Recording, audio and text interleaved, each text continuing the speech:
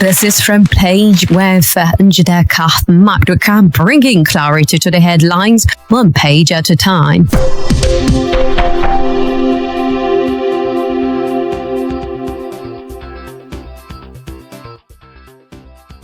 Bringing clarity to the headlines, one page at a time. A delightful day to you. It's Monday, the 7th of July, 2025. How are you doing? It's beginning of the work week. My name is Njideka Maduka. Well, in this part of the world where we are, you've been showers upon showers. I mean, this is the first time I'm getting to experience the so-called 7 days rain. I mean, I usually hear about 7 days rain, but I've never really witnessed it completely. This time around, it's been raining for more than a week non-stop, even though sometimes it comes in the literal form, but it has actually passed 7 days, I must say. And I think the rain is all over the world. We're getting news not so palatable from the US, where some children are missing in Texas. Sad stuff. The climate change is really causing havoc, I guess. Yeah. But what are the front pages saying today? We have The Nation, we have The Punch, we have The Vanguard. So let's begin with The Nation newspaper. On the front page, Mark Aregbesola take over in conflict with ADC constitution. Mark Aregbesola take over in conflict with ADC constitution.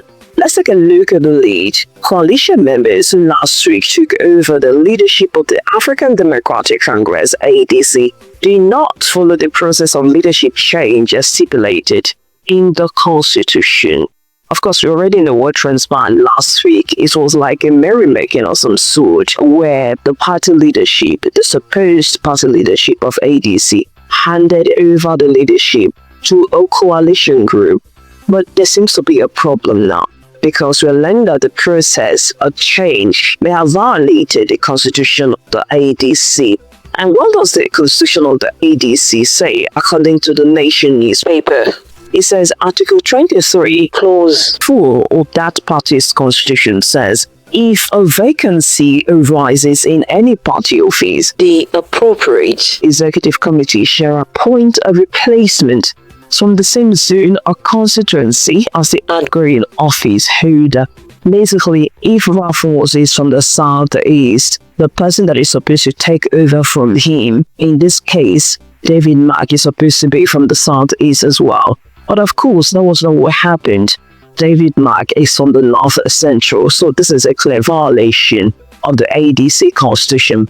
The same thing for Aregbesola, who is from the southwest, and of course, Bolaji Abdullahi, who is from the north central. The people they are replacing are from different zones, which is a violation. Not only that, we are learning that the party's constitution actually requires that they spend 2 years in the party before they are made members of the National Executive Committee. We know that was not what really happened. So what does this actually mean for the party or even the coalition? It's given me the vibe of a legal impediment.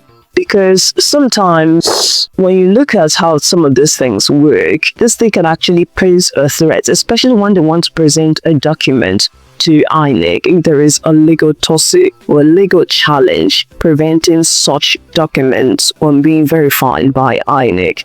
As I'm just wondering, since some party members have threatened that they would go to court because of this, what does this spell for the coalition? Not only that, you have people like the displaced National Publicity Secretary of the ADC in the person of Musa Matara, saying that Raf Musa, who is claiming that the constitution was amended to allow anyone who wants to contest for the National Executive Committee position to have stayed in the party for 2 years before they're allowed to contest, did not follow the due process before amending the constitution, because INEC was not consulted. So it does appear that there are a lot of works to be done as this coalition unfolds. We already know that members of this coalition are leaving their options open. Remember, they are still looking forward to registering ADA. So in the event that this party poses a legal threat, they may still have to go back to ADA. The party members will have to do a lot to see this. This was not actually end up devastating for interested parties and onlookers. I mean, there is that determination to take over power, to see the country working. But if everything starts on the wrong footing and gets messed up, it's going to be sad for onlookers and supporters of this coalition. Well, look at this particular headline, still talking politics on the nation. I'm sure in Labour Party, says Obi. I'm sure in Labour Party, says Obi. Well, Obi granted an interview yesterday, and of course he insisted that he is still a member of the Labour Party. Just in case anybody had any doubt, you know, some people are giving them 48 hours due to perceived anti-party activities. I remember Obiora Ifo, who is a fictional publicity secretary of the Labour Party, say, "We're giving you 48 hours to leave Labour Party." But of course, this says something quite instructive during that interview yesterday. He said, "The fact that you're inviting me for dinner does not mean I should not eat breakfast and lunch." And I think that is a very reasonable statement. So all the options are being left open. He also said something, which is the fact that he's going to contest for the 2027 election. He's going to contest the 2027 election. He has said it. And we were getting reports earlier on of him agreeing to be a vice presidential candidate to Atiku Abubakar in 2027. So where did that report come from? I actually cited that report in the Punch. The Punch at the time reported that he held a meeting with Atiku Abubakar in the United Kingdom, where both of them agreed that he was going to be a VP to Atiku. Atiku would do one turn. The only thing is, he's trying to see whether he can relay the information to his supporters. And I did a podcast saying, well, the bidding are not going to like this, but he's coming out strongly now, just to clear any doubt, that he am still interested in this race. I mean, a new Nigeria is possible, isn't it? Now, you have other things he said during that interview is that he will spend 4 years. 4 years is enough for him to get Nigeria to work. I mean, if he took President Bola Tinubu 2 years to put the country in the current shape, it should take him 2 years get the country working. But I don't know, this constant repetition that he's going to do 4 years, whether it does him good. I learned that he made that statement when he was on Space and Twitter, and I'm hoping that people are not eroding him into saying that, given what they call the zoning principle. The zoning principle, the way I understand it, I don't think parties have ever respected the zoning principle of themselves, and so if he's expected that he does one term because Tinubu is from the south. If you're using that logic, it means that Atiku wouldn't have contested the 2023 election because Muhammadu Buhari, who is from the north, just completed his term in the APC. I mean, use that logic and do your mathematics. But you have other things he said. He said the North has the greatest asset in terms of arable land, which is not tapped into due to insecurity. And of course, it's going to take insecurity because this is one thing that is making it not flourish in areas like agriculture. He said he understands the problem. I'm hoping he understands the problem because it's not as easy as it is. If insecurity has burgeoned completely from the time it went south, from 2009 to this time, and he's identified all solutions. I don't know the magic wand he's going to bring, because a number of emotions go into this. You're looking at religious sentiment, the Boko Haram terrorists who are carrying out some of this carnage because of religious extremism. You have to start by addressing religious extremism. Can tackling poverty solve it alone? Is it something poverty can solve alone? Or you need some sort of de-radicalization and reorientation for some people who are religious extremists? But moving away from the Nation newspaper, the Punch on the front page is leading us with some financial matters. 10 states borrow 417 billion naira despite higher allocation. 10 states borrow 417 billion naira despite higher allocations. Well, at least 10 Nigerian states collectively increased domestic debt by 417 billion naira year on year, despite a significant rise in revenue allocations from the Federation Account Allocation Committee. A review of official data has shown. But these 10 states that were mentioned included Rivers, Enugu, Naija, Taraba, Bauchi, Benue, Gombe, Edo, Kwara, and Nassau.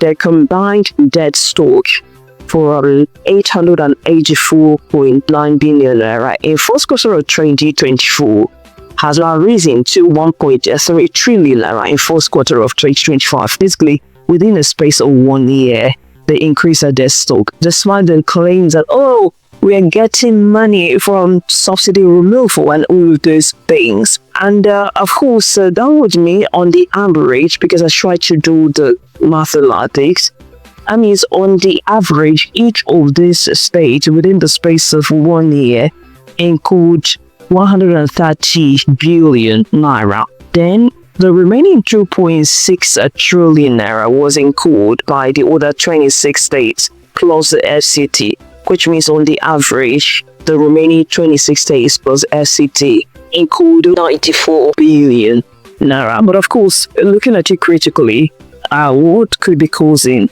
this disparity? Because the Punch is actually given an indication that this might be as a result of financial recklessness or financial anomaly, especially as few states are incurring debts more than 26 for the state plus the FCT. But how much of it has to do with financial recklessness? I think that's the question we have to ask. How much of it is because some of the states are more visionary? I mean, if you're more visionary, you're able to embark on more capital-intensive projects. How much of it is as a result of the depreciation of the naira? I assume that if you want to do something a bit more huge, it will cost you more, especially as naira is falling compared to the dollar. The exchange rate now hovers around 1,006 something, 1,005 something. And so if you carry out a project that requires you exchanging naira to get dollar you want to report, is going to cost you more. Unless, of course, you are an Anambra state government that has refused to borrow, right? You're going to do more projects in a strained economy where the naira has fallen will require you to borrow more, obviously. But of course, the talk has always been for states to actually look inward and generate more revenue. So leaving that particular story, still on the Punch, the coalition talk is still here, 2027. Coalition crisis brews as ADC chairman set terms for alliance. 2027 coalition crisis brews as ADC chairman set terms for alliance, while the collapse of all structures of the African Democratic Congress, as announced by the former chairman, Rafumosu, to enable a new leadership to drive a coalition of forces ahead of the 2027 general election, is not sitting well with some state chairmen of the party. Basically, some state chairmen have come out to say, well, I don't know what you guys are talking about. We're not consulted. You just usurped our powers and you just removed up from seat because there is us talking about new leadership at the state level. I mean, what really happened prior to this coalition? Who was talking to whom and who was not talking to whom? Especially as there was that report that this consultation has been going on for, I think, the past 18 months, if I get it correctly, or 8 months. And so, if it has been going on for a long time, how come key stakeholders like the state chairman were not consulted? Something is right here. Is Ralph was actually doing all of this thing on his own accord? And what does actually spell for the coalition? You have someone like Bolaji Abdullahi, who is the current spokesman, interim spokesman of the coalition saying that INEC was actually consulted and they gave a go-ahead for the next meeting that empowered the NWC to go on with the coalition process. So if INEC reportedly gave permission, how come we go back prior to the 2023 election? It was the same INEC that recognized Atiku as the presidential candidate of the ADC. His presidential candidacy was not actually overseen by the ROF executive, because ROF executive actually expelled Atiku prior to the 2023 election. It was the interim chairman of the party, Patricia Akwashike, the leadership of Akwashike, that actually supervised Kachiku's emergence as ADC presidential candidate, and INEC recognized it. So if that leadership was the one recognized by INEC, how come Bolaji Abdullahi, spokesman of the ADC, is saying that INEC gave the go-ahead for this coalition process to go on? So which INEC are we making reference to? Is INEC aware of all of these things happening? Well, what can I say? I guess I have to say good luck to everybody. But another story on the front page of the Punch. Natasha is in the news for the senator representing Kogi Central. Natasha to resume Senate duty on Tuesday after court ruling. Natasha to resume Senate duty on Tuesday after court ruling. On Fridays, the court actually ruled that she was unfairly suspended, especially beyond what it expected. But there's a bit of a problem. Natasha Akpotiuduaghan actually said she's resuming on Tuesday, but prior to her video where she made that pronouncement, the Senate spokesman, Adaramodu, actually came out saying they're going to review the court judgment. They've not gotten the certified copy of the judgment. So if they've not gotten the copy of the judgment, does that make Akpotiuduaghan's plans resumption a problem? Are we going to witness another tracker at the chamber? Well, I'm hoping not. Whatever that is going to be done should be done hastily, especially as there are different interpretations of what the court said. Some people said the court made a suggestion that she shouldn't have been suspended, while other interpretations say that she should be recalled. And that's why the Senate is saying, well, we're going to have a look at what the court is said, because the whole judgment was not read in the open court. So once they get the true copy of the judgment, then they can know what to do. And of course, we know Natasha Akpotiuduaghan. Some people would say this woman is a troublemaker. She has not heard from the Senate and she wants to sue. Another problem may be brewing, but wait and see. Well, we're moving to the Vanguard, which is our last paper for today. Leading on the front page, ADC begins takeover of PDP structures in northern states. ADC begins a takeover of PDP structures in northern state. And as part of efforts to build a formidable coalition ahead of the 2027 general elections, the African Democratic Congress has commenced moves to high-profile politicians from the PDP. Basically, the work is ongoing, the groundwork is ongoing. This is evidence that Governor of Borno State has dismissed reports that he's planning for some APC governors, about 5 of them, to defect to the coalition. Even at the weekend, the Punch reported that not just the APC governors sponsoring the coalition, some APC governors sponsoring the coalition, but there are plans for PDP, about 5 PDP governors to move to the ADC. So regardless of all of the deniers, the whole thing is expected that the ADC will have to do the groundwork. And while I'm looking at this, it seems that the ADC is taking off more in the northern states. When you look at this report, some of the states mentioned include the northern state. And so it gives the impression that maybe the northern side may be at the forefront of this coalition, and does not mean that they are more interested in the presidential seats. What does that mean for southern candidates or aspirants like B or Amaechi? Because if you do all of the work, you're not expected for the people to from it? Are they working for Atiku? Are they working for the North? Or are they working for the general interests of Nigerians? Some of the headlines on the Vanguard. Police rescue kidnap victims in Edo.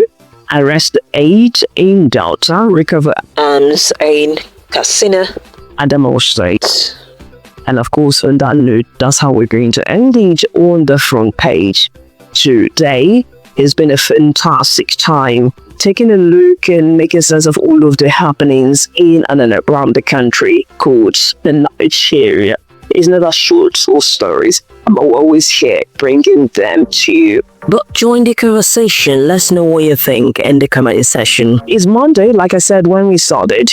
It's the beginning of the work week. So get up, anger, go out there and Archie.